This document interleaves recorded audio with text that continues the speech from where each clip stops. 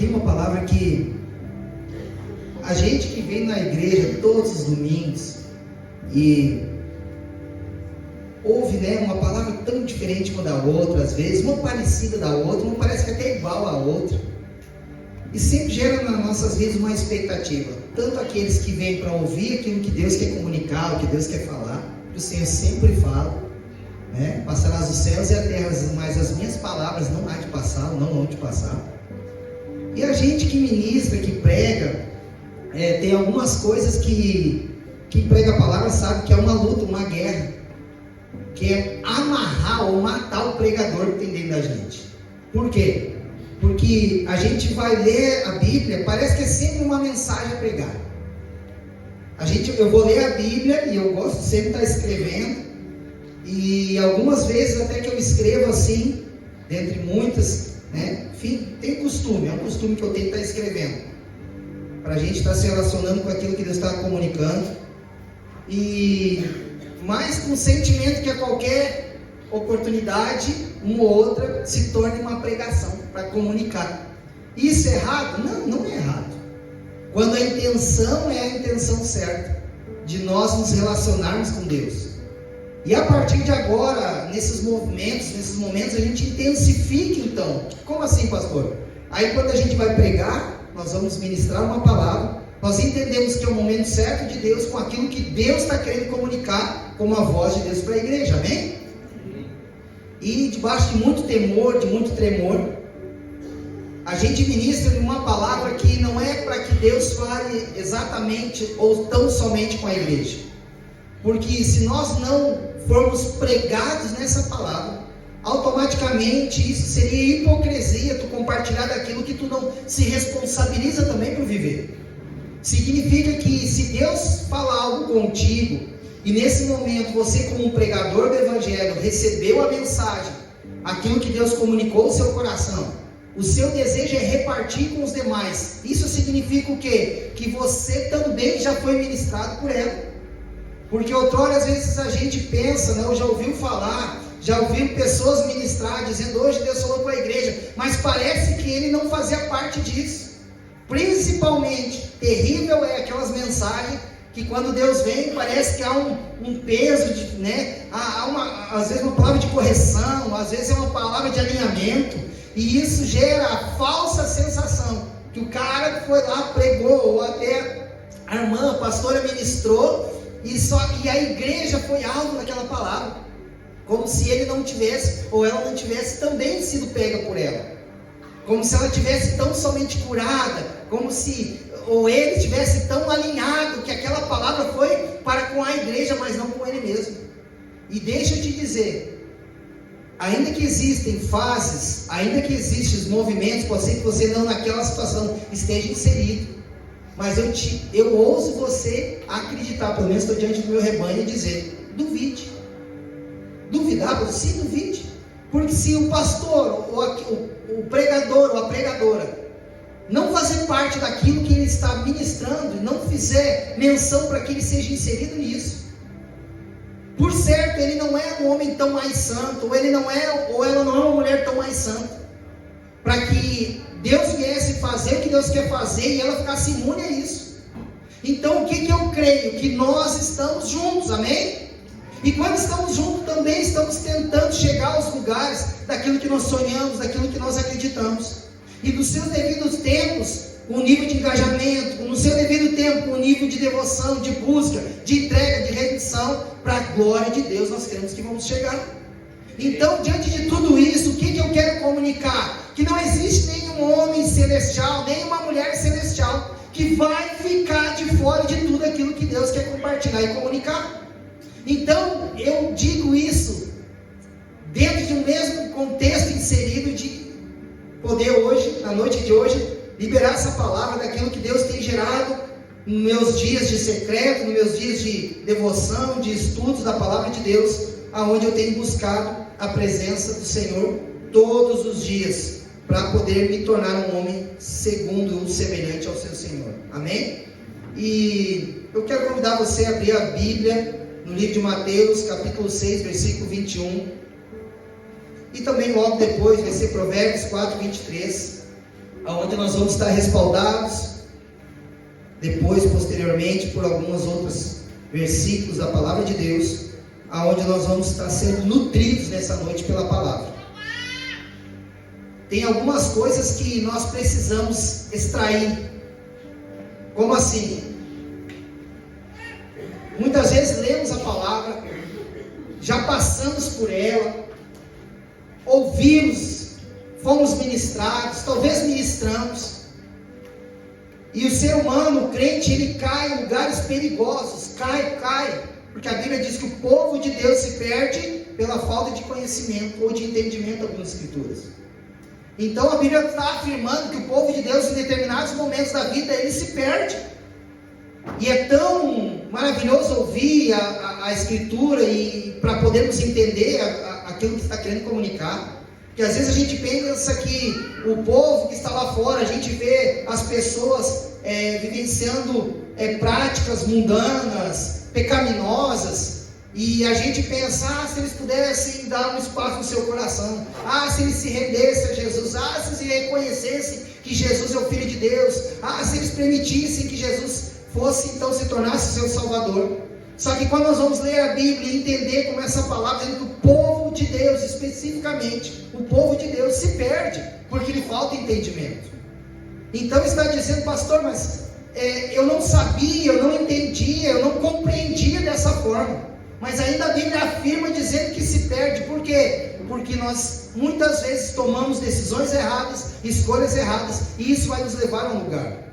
Mas quando nós nos projetamos e trabalhamos com a mentalidade de viver e fazer aquilo que vai nos levar a uma aproximação, a gerar um nível de vínculo, de relacionamento com Deus, algumas coisas são muito peculiares. E Mateus 6:21 vai dizer assim: porque onde estiver o vosso tesouro, aí estará também o vosso coração.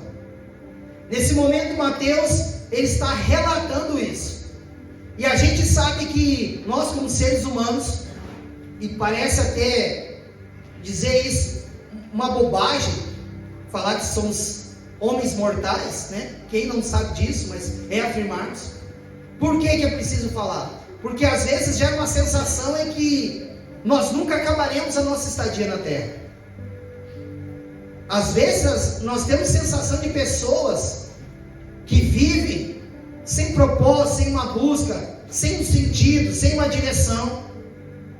E nós, quando olhamos isso de uma pessoa que não tem um sonho, uma busca, um propósito ativo dentro de si, ela vai ficar à mercê de uma situação daquilo que a vida, porventura, pode lhe entregar. Mas ela não trabalha, ela não coopera para que as coisas, debaixo do entendimento, principalmente do cristianismo, daquilo que Deus estabeleceu para nossas vidas, assim de fato aconteça. Então, quando nós lemos essa palavra de Mateus 6:21, dizendo, porque onde estiver o vosso tesouro, isso me deixa assim muito otimista relativo àquilo que nós temos construído. Mas talvez para outros, pode ser que seja um reposicionamento. Por quê? Porque o Senhor nesse momento, Mateus está afirmando, dizendo, aonde estará seu coração, ali estará sua riqueza. E porque nós somos homens mortais, mas também somos seres humanos, temos um coração, temos uma mente, temos um entendimento de busca, de melhoria, de conquista na terra. Isso é de Deus? Certamente é de Deus. Certamente é bondade de Deus, como nós cantamos aqui. Deus como Pai, Ele tem prazer, Ele tem alegria em nos abençoar. Deus tem prazer em nos alcançar.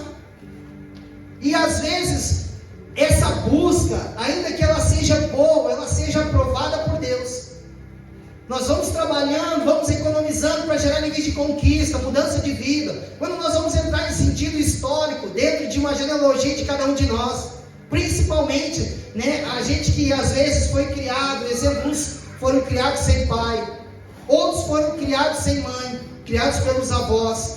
A gente vai entrar em nível de contexto relativo à vida que muitas vezes sofremos, padecemos pelas faltas, sofremos por não ter uma boa condição. Nós vamos ter um histórico de nossas vidas, de participar da escola e ver a dificuldade, às vezes de não ter uma boa vestimenta, às vezes de não ter um bom material. aumenta um pouquinho, retorno para mim, por favor. Às vezes a gente tem limitações de ver os colegas tendo uma condição financeira melhor, e a gente vai crescendo debaixo de um ambiente de limitação. Então a gente vai crescer um dia. Isso aconteceu, ou está acontecendo agora. Você já é um homem de maior, você já é uma mulher de maior, talvez você já é marido e pai, você já é esposa e mãe. E você olha para trás da sua vida, você vê uma lacuna de faltas que tiveram. E quando você olha para aquele lugar, você sente ao mesmo tempo o sentimento da dor e da angústia, de dizer, eu me senti excluído, eu me senti separado, eu me senti rejeitado. E a gente vai crescendo naquele lugar, tendo fome e sede de um dia mudar de vida. E a gente trabalha para que os filhos também não cheguem nesse exato lugar, sim ou não? Então isso vai fazer, e ao mesmo tempo não somente fazer, mas despertar um sentimento de dizer, os meus filhos não vão passar o que eu passei. A minha casa, ela não vai ser alva das mesmas necessidades que eu tive, das faltas, porque eu vou proteger, eu vou guardar. O dia que eu tiver uma família, o dia que eu tiver um casamento, o dia que eu tiver a minha esposa, a minha família vai ser a família mais feliz da face da terra. Alguém mais se identifica aí? E nós começamos a trabalhar para que isso aconteça. E aí vai exigir de nós muito, às vezes tudo. Carga horária de trabalho, negócios, uma busca incessante de uma mudança de vida para mudar a história daqueles que estão perto de nós. Só que qual talvez seria o grande perigo na qual eu quero comunicar nessa noite? Que quando nós vamos ler a narrativa, e nós bem entendemos, né, já batemos tanto nessa tecla, o início de todas as coisas ainda prevalece os mandamentos, que é amar a Deus sobre todas as coisas. E o segundo semelhante é esse, amar o teu próximo como a ti mesmo.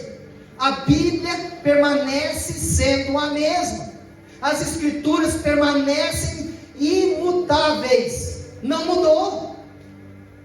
Deus está buscando um povo, Deus está buscando filhos que amem ao Senhor sobre todas as coisas. Quando eu leio a Escritura, Deus ainda está esperando a manifestação dos seus filhos, que amem ao próximo como a si mesmo.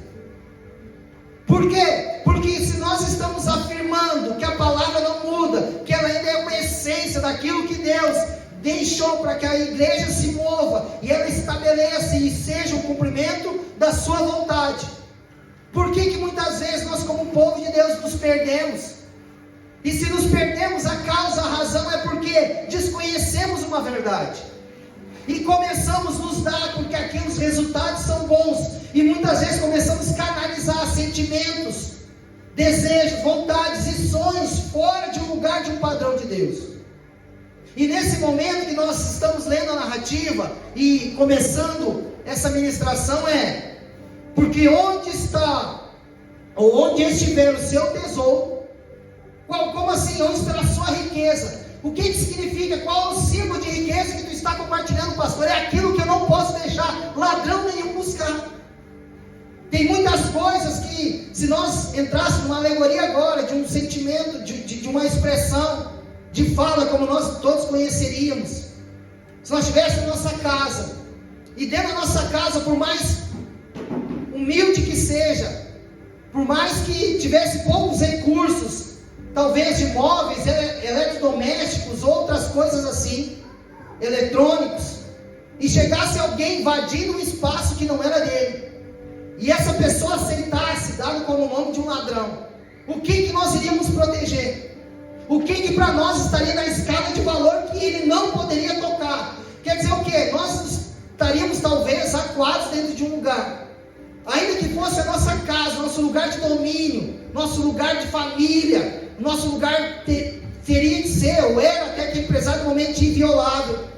Nós estivéssemos num ambiente onde estaríamos nos relacionando com os filhos, esposas, maridos, e entrasse um ladrão, como a Bíblia fala, né, que viria como um sinal dos últimos dias, mas enfim, o que nós guardaríamos? O que era importante para nós? Será que nós brigaríamos para que ele não levasse uma televisão? Será que brigaríamos para ele não levar um aparelho celular? Será que nós brigaríamos para ele não tocar, talvez, em algum móvel, ou sei lá, de algumas coisas, uma joia, um anel de ouro, uma corrente, o que estaria dentro da escala de valor naquele momento para nós? Por quê? Porque tudo é importante. Tudo teve nível de dor, tudo teve nível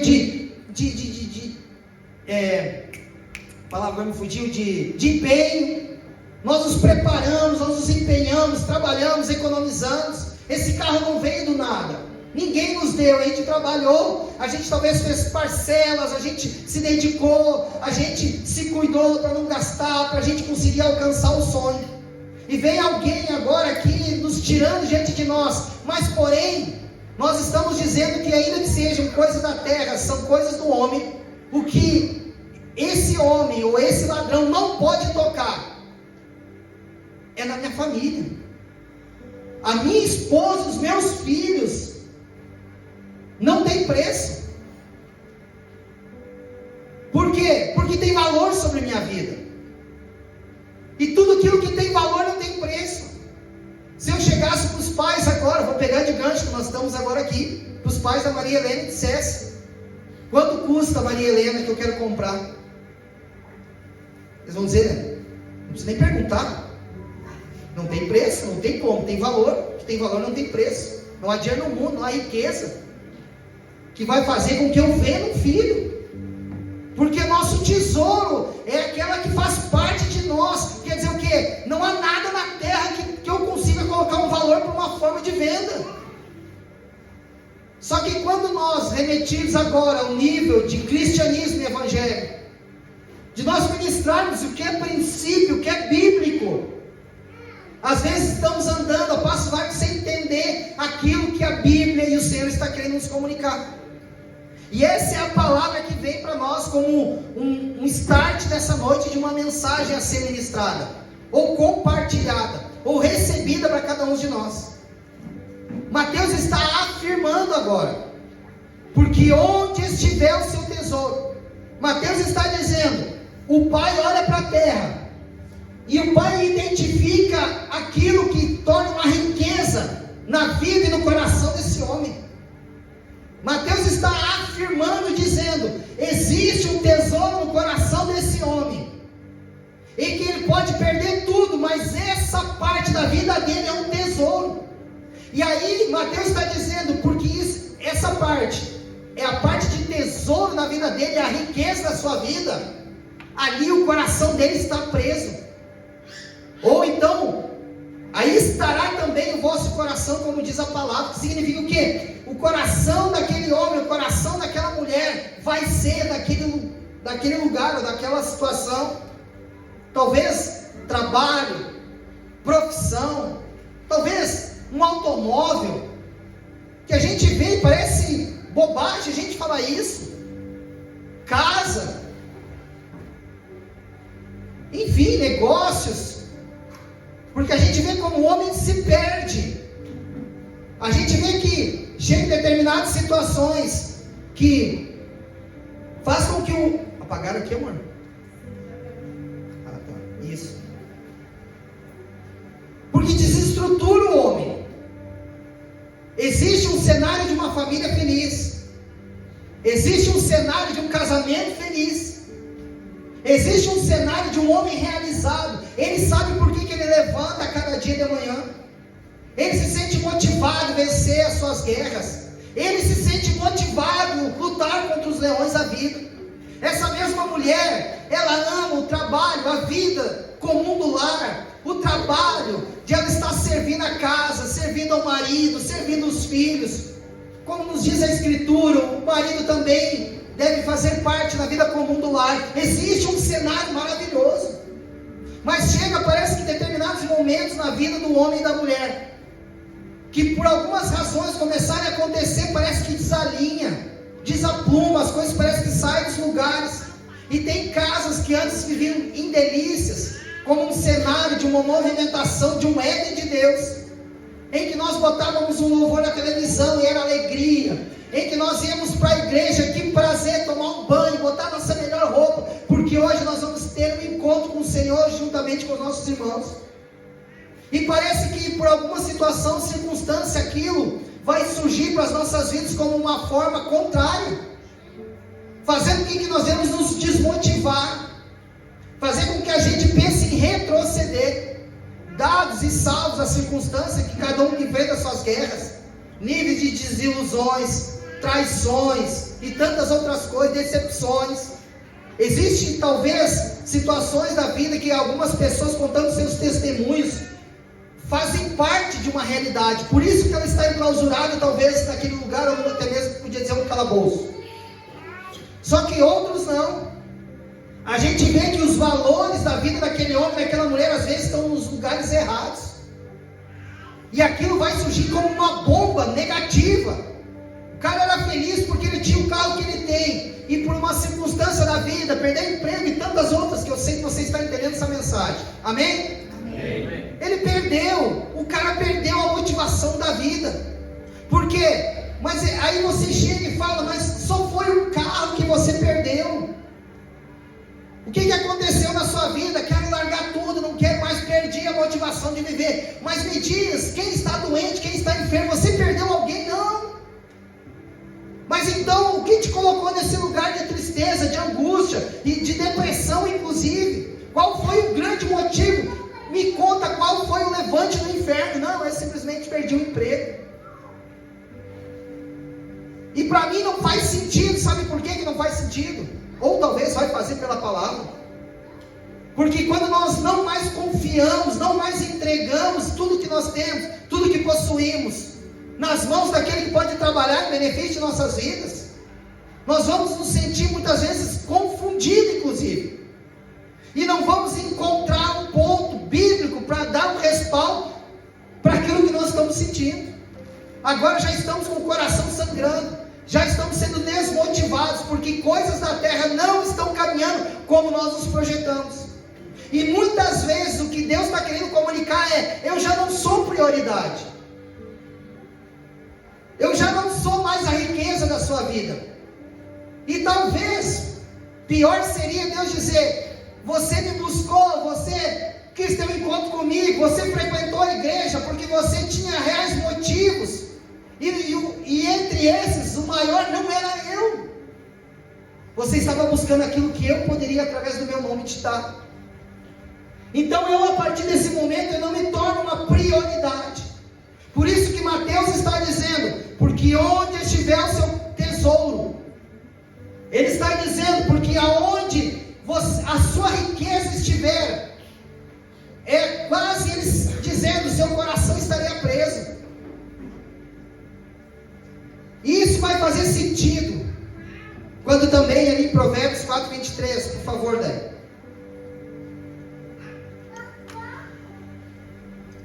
Você está junto comigo? Diga amém. Amém.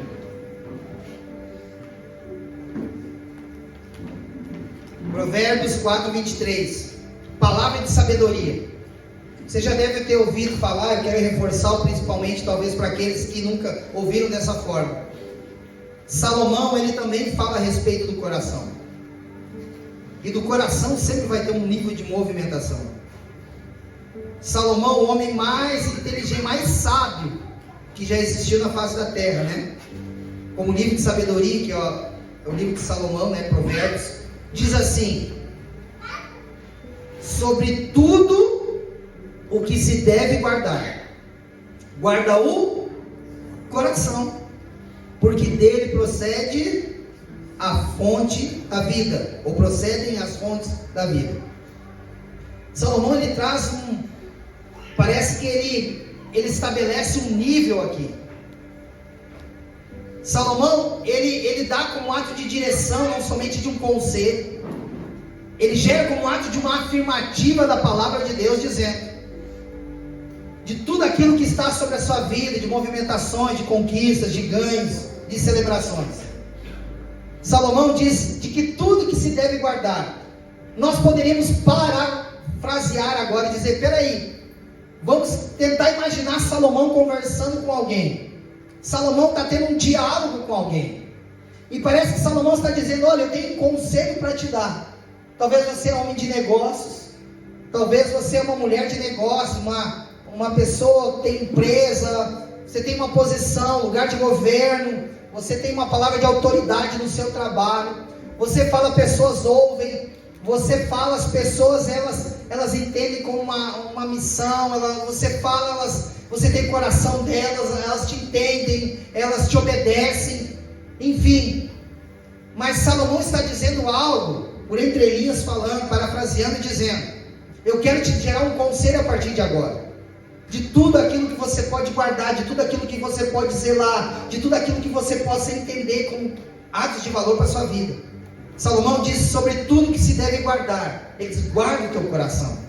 E Salomão dá uma chave a partir de agora. Porque ele está dizendo, não é somente guarda porque deve ser guardado. Salomão está dando o real sentido por que o homem deve guardar o coração. E Salomão então descreve dizendo: porque dele procede as fontes da vida. Salomão está dizendo que tudo aquilo que o ser humano no passado da sua vida, da sua história, ele recebe informações, escala de valores, tudo aquilo que se torna importante, e a gente pode ver e vai se criando dentro de um lar, vai crescendo, e os filhos vão crescendo, sendo admoestados por aquilo que a casa tem por valor. Você pode ver que vai sendo incendiado no coração dos filhos aquilo que os pais vão criando na sua mente, criando no seu coração. Vai existir uma movimentação que a terra vai estar dando para aquele filho, para aquela esposa, quando é dividido sonhos, projetos. E a criança vai crescendo, um dia se torna adulto, e para ela tem valores algumas coisas. Para ela é sinônimo de riqueza, é sinônimo de coisas grandes que ela vai viver. Mas quem gerou isso para ela? Em qual momento ela descobriu? Em qual momento ela entendeu? Ou por que nós não falarmos de uma forma contrária a isso? Em qual momento talvez foi ferida? Em qual momento talvez ela não entendeu que isso é o sentido real da vida? Quando ela vive contrário àquilo que nós estabelecemos, dadas as proporções de ter um nome talvez como rebelde. E as perdas vêm, os boletos vêm, desalinha, desestrutura. Por quê? Porque alguém saiu do sentido original, alguém perdeu o propósito. E porque isso aconteceu, a partir desse momento vem as consequências. Então, quando nós tomamos caminhos, quando nós assumimos lugares em que Deus não nos aprova, ou Ele até mesmo não tão somente não deseja, mas aquilo que não está no coração dele para as nossas vidas, todo o coração se torna um altar, e sobre aquele altar, a partir daquele momento, senta o Senhor sobre cada um de nós. E porque esse Senhor está sobre nós, Ele começa agora a dirigir as nossas vidas, Ele começa a dirigir os nossos passos. Por isso que Mateus, como nós lemos, não mexe, estava bom antes. Mateus, ele afirma dizendo isso.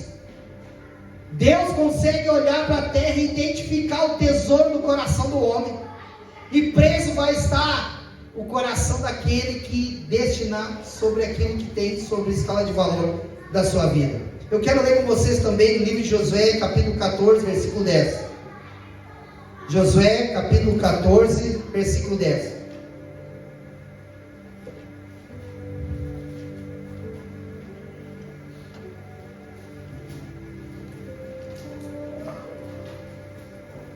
Aqui vai nos contar 10 e 11, pelo menos 2 versículos,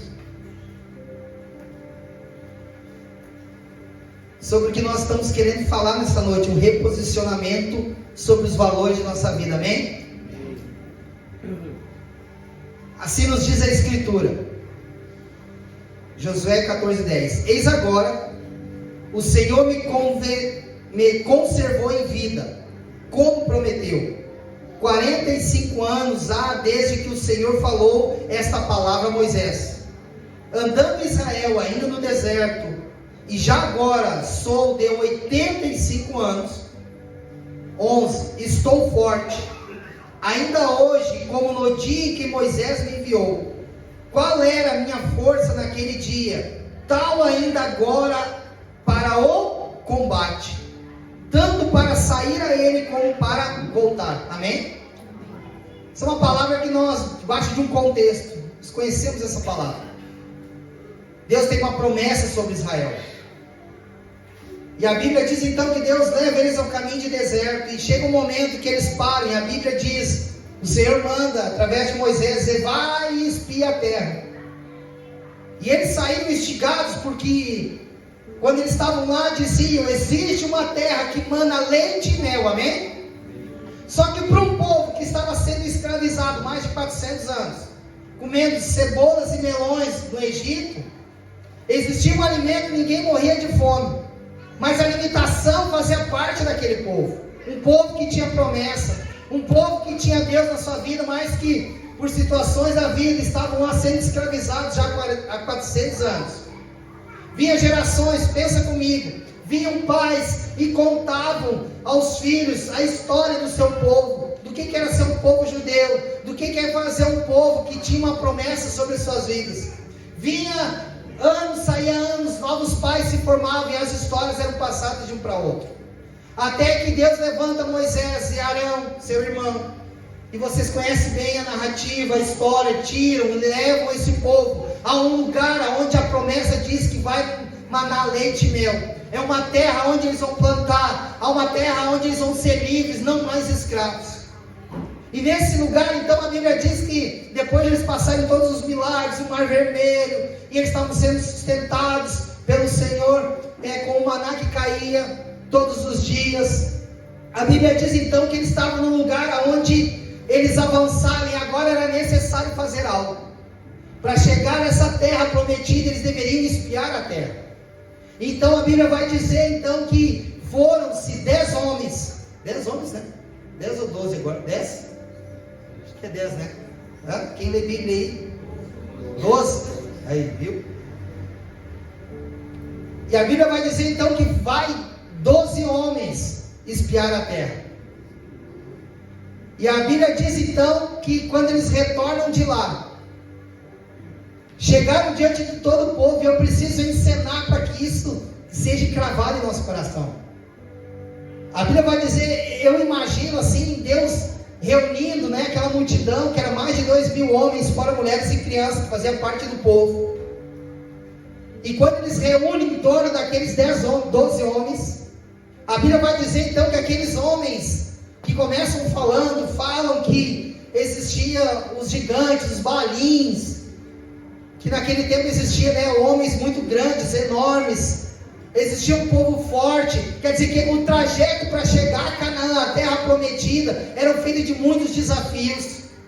E aqueles homens, temendo pelas suas vidas, 10 homens, temendo pelas suas esposas, temendo pelos filhos, eles olharam e pararam naquele momento e disseram assim: mas se a promessa é boa, existem uvas, existem uma terra assim que mana leite, que tem mel, existe um lugar de fartura, existe um lugar onde nós vamos ser livres. Deus vai fazer todos nós empresários, vamos dizer assim, donos de si mesmo, plantando, colhendo. Mas não vale a pena, porque muitos de nós, ou todos nós, seremos mortos nesses lugares, porque quando nós chegar a esse lugar da promessa, nós não temos condições.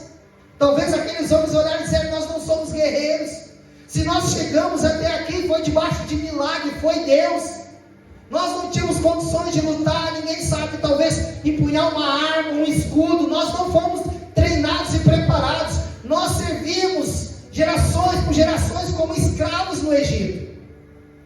E agora como é que nós vamos alcançar? É tipo assim, aqueles homens dizem: vocês acham que nós vamos entrar na terra prometida, eles vão dar para nós de graça? Vocês acham que nós vamos dizer: nós somos o povo de Deus, essa terra nos pertence, saiam que nós vamos entrar? Então aqueles homens fitaram seus olhos nas lutas, nas dificuldades, no medo pelas suas próprias vidas, das famílias, e o desejo que eles tinham era de retrocesso, de dizer: nós não temos condições de avançar. Mas a Bíblia diz que alguns homens que estavam junto lá trouxeram, e veio Josué e Caleb, e a Bíblia diz que eles traziam sobre os ombros, esses homens, caixas de uvas, que eram tão pesados que não dava para carregar sozinho. E eles vieram não somente com notícias. Aí pensa, todo o povo ao entorno daqueles 12 homens. E eu imagino aquele povo ansioso para ouvir dizer: não é possível que nós transitamos tantos anos, muitos de nós já nem estão mais aqui, já morreram nos desertos, mas também nós já vimos tantos milagres acontecer, e não é possível que nós vamos ter que retroceder, porque as notícias não são boas. Esses homens, eles estiveram lá, eles foram nossos representantes. Eles olharam e viram, de fato, tudo que falaram é verdade. Mas como nós possuiremos uma terra sem condições? Humanamente, nós precisamos estar municiados para poder chegar, lutar, guerrear e tomar posse como um direito que nós temos. Aí diria, mas qual é o nosso ganho? Nós temos uma palavra. Mas ela não é suficiente quando estamos diante daquilo que nós vamos ter que enfrentar. Então aqueles 10 homens foi a síndrome de homens covardes, a síndrome de homens que querem retroceder em meio às lutas, em meio às guerras, porque aqueles homens não ousaram acreditar na palavra de Deus, amém? Só que qual é o grande problema, ou então se torna a grande solução? Que a Bíblia diz que tinha naquele meio daqueles homens, Josué e Caleb, homens chamados por Deus, tanto quanto os outros foram homens selecionados, de fato como 12, porque eram 12 tribos, e antes de sair para espiar a terra, o Senhor diz, peguem os melhores dentro de cada tribo e os enviem para que possam espiar a terra. E aí então vai esses homens e trazem essas notícias. Aí vem Josué e Caleb, fala assim, tudo isso é verdade, mas porém nós temos uma palavra. O Senhor nos prometeu que essa terra seria nossa, as nossas descendências viverão, comerão, usufruirão, porque nós temos uma palavra sobre as nossas vidas, amém? E a Bíblia diz então que para não ficar somente nas palavras, escute, são chaves que está acontecendo. A Bíblia vai dizer que eles trazem junto uma parte das iguarias que existiam naquela terra. E eles trazem e apresentam diante do povo dizendo, está aqui a promessa. Ela não tão somente é real pelas palavras, mas vejam com seus próprios olhos. Trouxemos uma parte para que vocês pudessem também ver aquilo que o Senhor nos prometeu. E aí entra esse contexto onde nós estamos lendo agora, do livro de Josué, capítulo 14, 10 e 11. A Bíblia vai dizer então que quando Deus reúne, porque o povo vai marchar, porque o povo vai avançar, que o povo vai de encontro à promessa de Deus. E quem é esse povo? É o povo que está se movendo por uma palavra, amém? Nós precisamos extrair isso para as nossas vidas. Às vezes estamos vivendo caos no relacionamento. Nós olhamos nosso casamento, não dá mais certo, já tentamos de todo jeito, já procurei profissionais e não adianta. Investir nesse lugar é um projeto que não vai ter mais como concluir. Nós nos sentimos às vezes como esses 10 homens, e é esse meu trabalho nessa noite. Fazer com que você escolha qual dos lados você, a partir de agora, você vai estar. Porque aqueles homens olharam, a proposta é boa, existe a terra que manda leite e mel, nós seremos outro povo, verão de outras formas, nossos filhos nunca mais serão escravos. Nós não precisaremos mais nos alimentar de melões e cebolas, porque o melhor de Cristo, o melhor de Deus, o Senhor nos vai nos entregar. Só que aqueles homens ficaram paralisados, por quê? Porque também para eles conquistar, como já falei, ia exigir muito deles. E às vezes estamos assim, como povo de Deus, o Senhor já fez tantas promessas. Como povo de Deus, o Senhor já nos falou tantas coisas. Pessoas, empresários, que você orou, você pagou o preço, a forma que a gente fala. Você dobrou o joelho, você jejuou para você viver hoje o que você está vivendo. Você, mulher, orou, jejuou para você ter o casamento que você tem. Você pediu um marido, Deus te deu. Você pediu uma esposa, Deus te deu. Você talvez está vivendo formas e questões da vida totalmente contrárias de tudo aquilo que você queria viver. E Deus mudou a sua vida, Deus mudou o ciclo, Deus mudou a sua história. Você hoje vive, desfruta, celebra de coisas que talvez você nem imaginou que um dia isso seria possível. Só que a gente chega em determinados momentos da nossa vida, que pode ser que a gente coloque o nosso coração em lugares errados, equivocados. E a partir desse momento, lugares como esse se tornam riqueza e se tornam não muita coisa para que nós venhamos nos desvincular com o Senhor. E a partir desse momento corre-se o risco de nós ferir o princípio do propósito de Deus sobre a nossa vida. E até que veja Josué e Caleb liberando uma palavra como essa, de acreditar e dizer, peraí, nós temos uma palavra. É onde que nesse momento, é aí que eu quero chegar ao cerne dessa mensagem. Como não há uma forma de desculpas, de nós aprendermos pela palavra de Deus, aquilo que ainda é o que vai nortear as nossas vidas, amém? Que se tornam verdades a partir de agora. E nós não temos mais para onde nos assegurar, por quê? Porque a Bíblia está nos confrontando a partir de então. Ou ela está nos incentivando a continuar caminhando, rumando para viver aquilo que o Senhor tem para cada um de nós, com uma palavra de Deus, com uma promessa daquilo que Ele tem. E a Bíblia então vai dizer que a partir desse momento, vem Caleb, e ele vai relatar ao povo dizendo, quando eles estão rumando a avançar, quando eles estão rumando aí a cidade de Canaã, e ele fala então algumas coisas assim que mexeu comigo, quando eu ainda estava lendo a narrativa. E quando eu estou dizendo isso, porque eu também estou em lugares de desafio.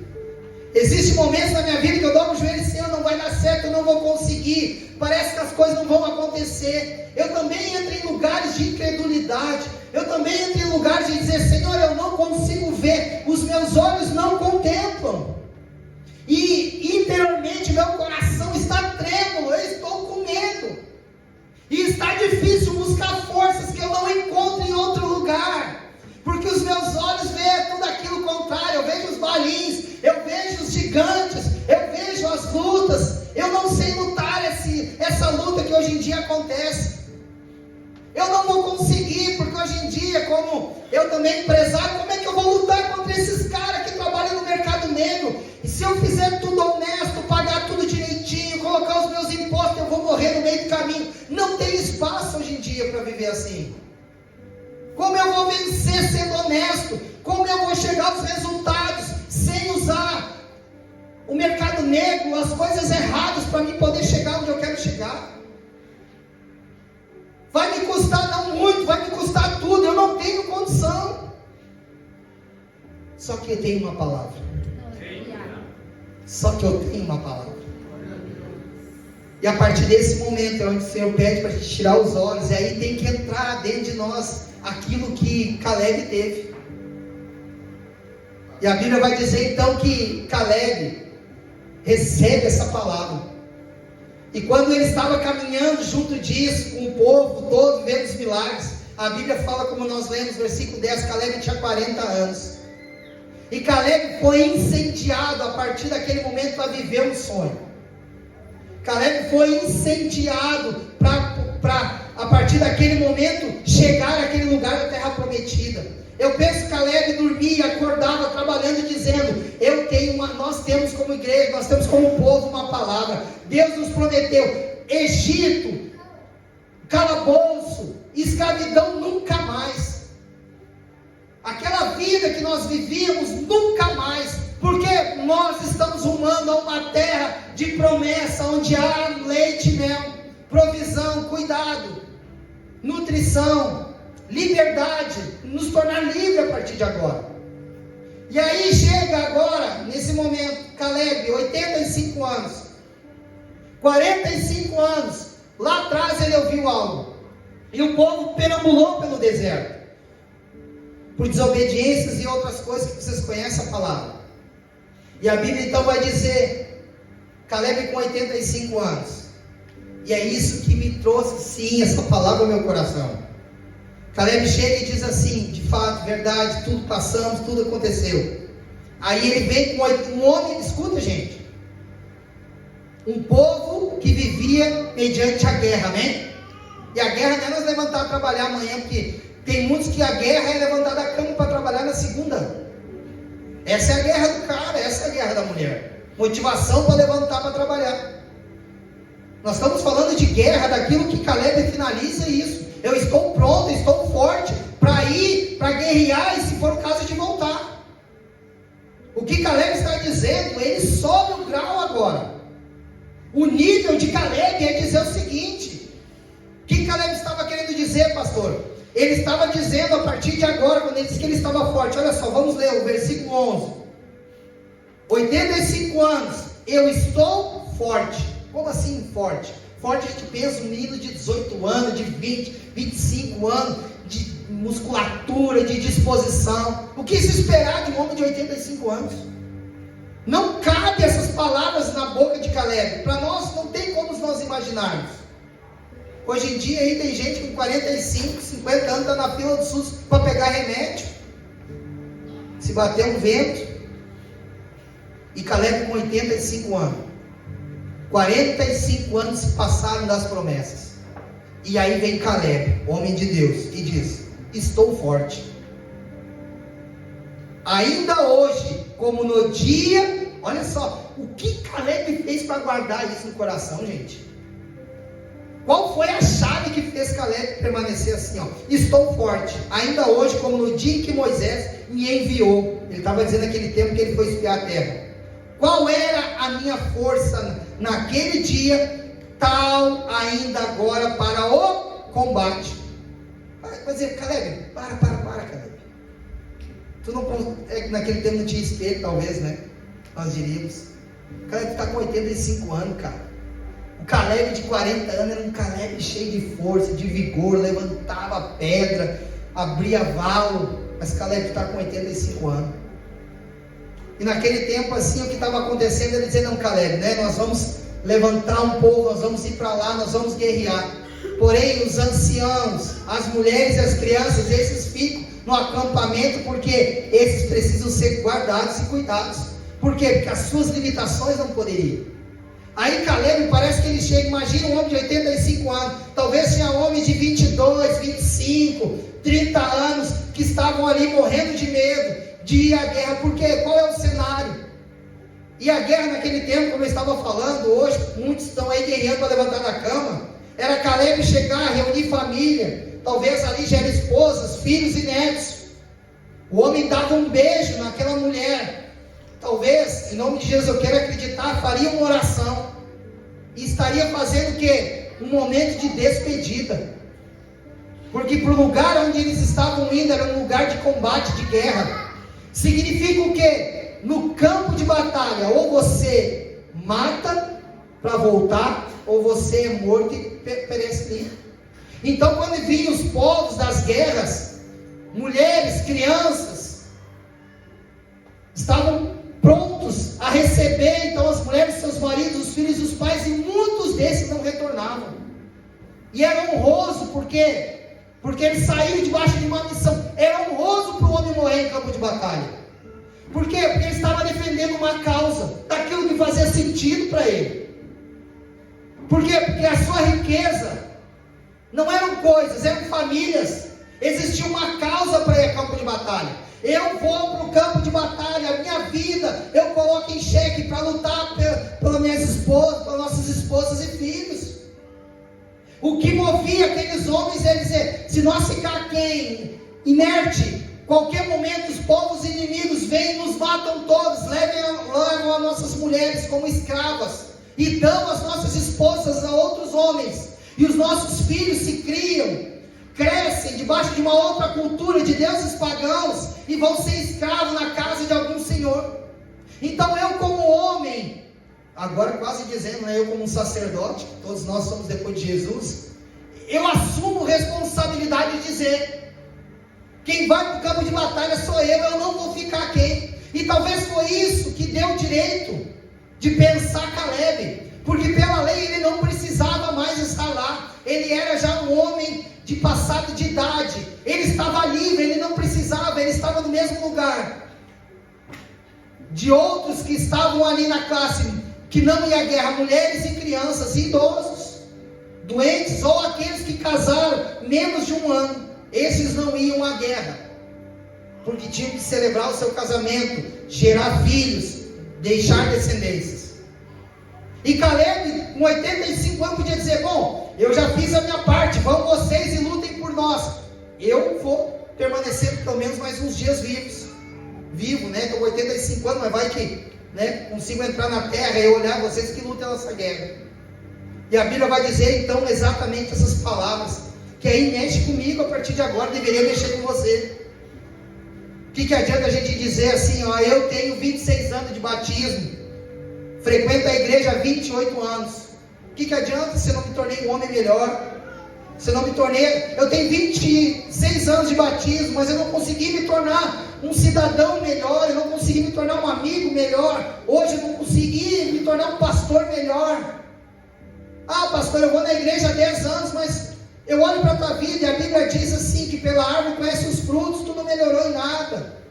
Sabe aqueles momentos que a gente vai se analisar e se olhar e dizer, peraí, o que aconteceu? Eu frequento a casa de Deus há 10 anos, mas o que eu tenho me tornado nesses últimos 10 anos? O que eu tenho deixado para trás? Ou então dizer, o que tem sido da escala de valor da minha vida? Aonde está o meu coração? Porque ali está a minha riqueza. Então, se eu, porventura, pensar que alguém pode fazer alguma coisa no meu carro, não, lá ninguém entra. Meu carro, minha luta, as minhas guerras, ninguém me ajudou a comprar. Não, é só eu e minha família, ou a minha casa, sabe aquele ciúme, aquela doença. E não é porque a gente não cuida, tem que ter zelo, cuidado. Tem que lavar, tem que arrumar, tem que fazer, claro que sim. Amém, igreja? Mas o que eu estou querendo dizer, o nosso coração está preso. E se esse carro for tirado da tua vida, essa casa, seu emprego, a sua empresa, e se quebrar essa empresa, o que sobra aí? Um homem que vai murmurar, uma mulher que vai reclamar, dizer que adianta ir para a igreja, que adianta ser fiel, que adianta dizimar, que adianta ofertar, quando eu precisei de Deus onde eles estavam. E se entrar uma enfermidade que nós não somos livres disso, que Deus nos guarde em nome de Jesus. O que vai sair da nossa boca? Porque a Bíblia diz que a boca fala aquilo que o coração está cheio. Vai ter gratidão, vai ter honra, vai ter atos de amor. E se apertar, o que sai de cada um de nós? Será que não somos como aquela multidão que estava perto de Jesus querendo os benefícios, mas não a pessoa? Muitos estavam por uma cura, quando recebiam, voltavam para casa. Sendo bem bíblico, Jesus curou 10 leprosos. E quantos voltaram para dar glória a Deus? Vocês conseguem entender que não há momento algum que nós vamos conseguir encontrar como uma forma de desculpa aos olhos de Deus. E coisas estão acontecendo que são a realidade daquilo que Deus está nos mostrando. E talvez a partir desse momento nós vamos ter que nos reavaliar e dizer, peraí, então significa que pode ser que tem coisas desalinhadas da Escritura, por isso que eu não estou vivendo, por isso que eu não estou recebendo também. É só você olhar para a sua vida, como é que você faz os seus negócios? Deus participa ou não? Não, não tem como como é que Deus vai participar? É tudo no clandestino, é tudo mercado negro. Pois é, como é que Deus vai abençoar?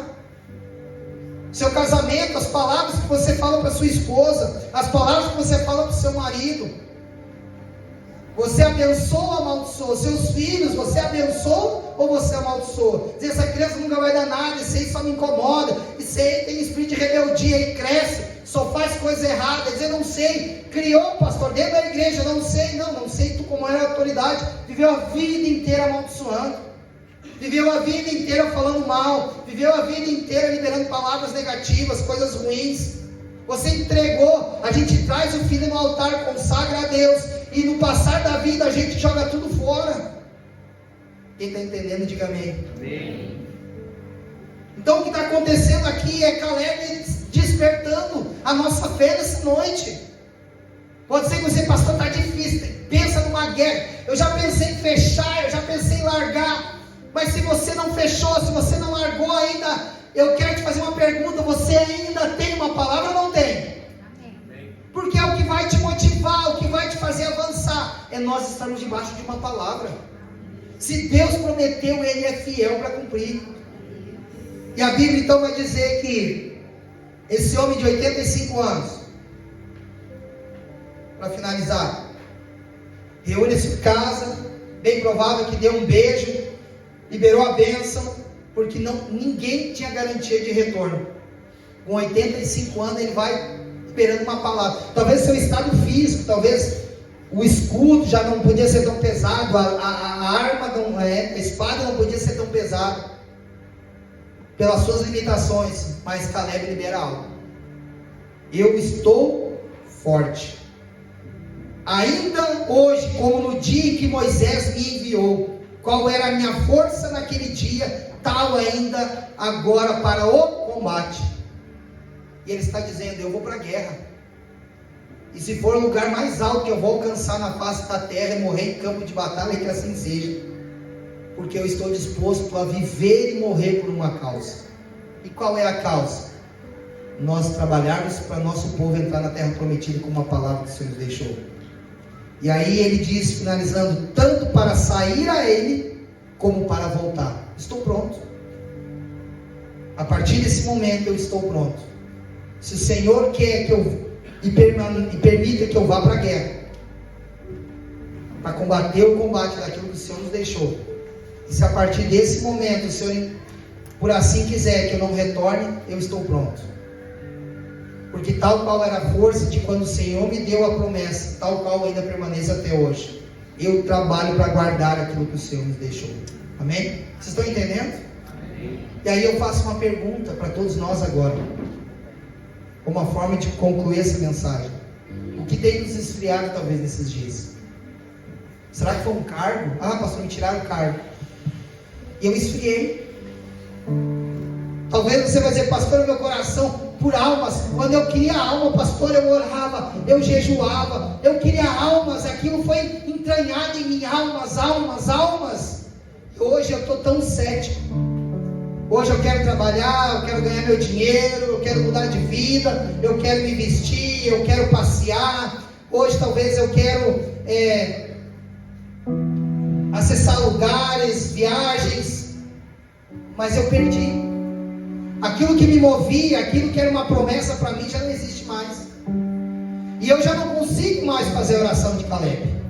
Dizer: há 26 anos atrás, quando Deus falou que eu seria um pastor, há 26 anos atrás, quando o Senhor falou que Ele tinha uma obra na minha vida, há 26 anos atrás, que Deus me levantaria, que Deus me daria família, Deus me daria filhos, eu era apenas um menino. Não tinha muito expectativas sobre aquilo que estava sendo liberado. E hoje, para a glória de Deus, tudo está se cumprindo para a glória de Deus, amém? Todos nós temos uma história. E se você pudesse acessar essa tribuna, pegar o microfone, talvez você contaria o seu testemunho. E a pergunta para concluir essa mensagem é: como está o seu coração? Se passaram alguns anos de tudo aquilo que o Senhor prometeu sobre a sua vida, e talvez ainda não alcançou, talvez você ainda não chegou em Canaã. Mas a pergunta que Deus faz para cada um de nós nessa noite: aonde está o teu tesouro? Onde está a sua riqueza? Porque ali estará o seu coração. E agora eu quero ser o porta-voz de Deus. Você ainda queima por almas? Você ainda queima por almas nessa noite?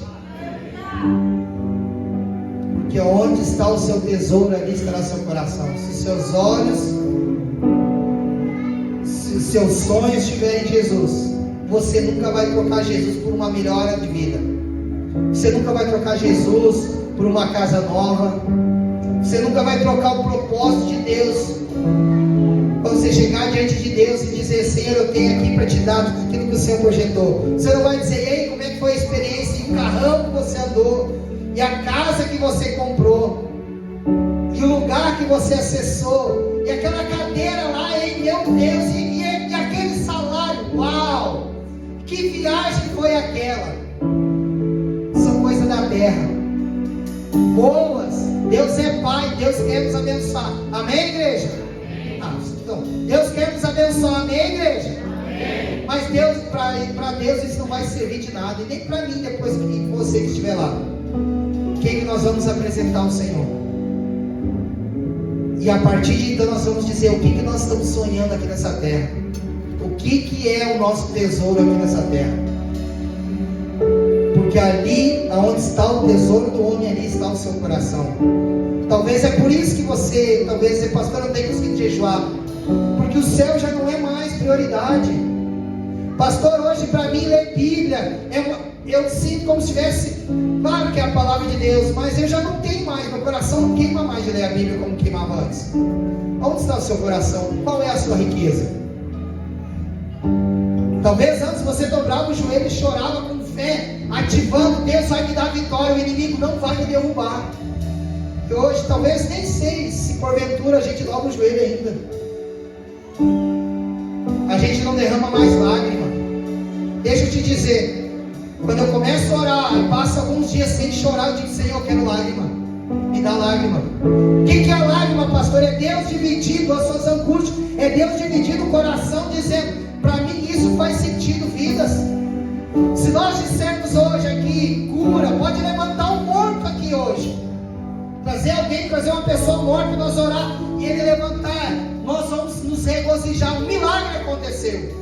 Mas a Bíblia diz que uma alma ganha vale mais que o mundo inteiro. O problema é que nós não estamos conseguindo falar mais a linguagem do céu. Para nós, as bênçãos, vamos contar testemunho. Comprei um carro, aplauda Jesus. Comprei uma casa nova, aplauda Jesus.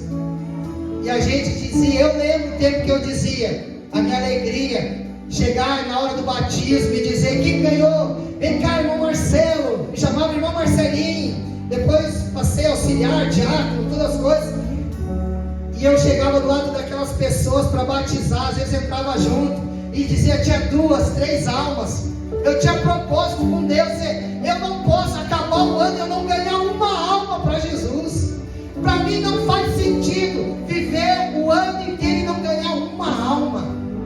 Para mim o Evangelho não fazia sentido. O Evangelho é alma, é vida. Nós trabalhamos por um propósito, em ganhar alma para Jesus.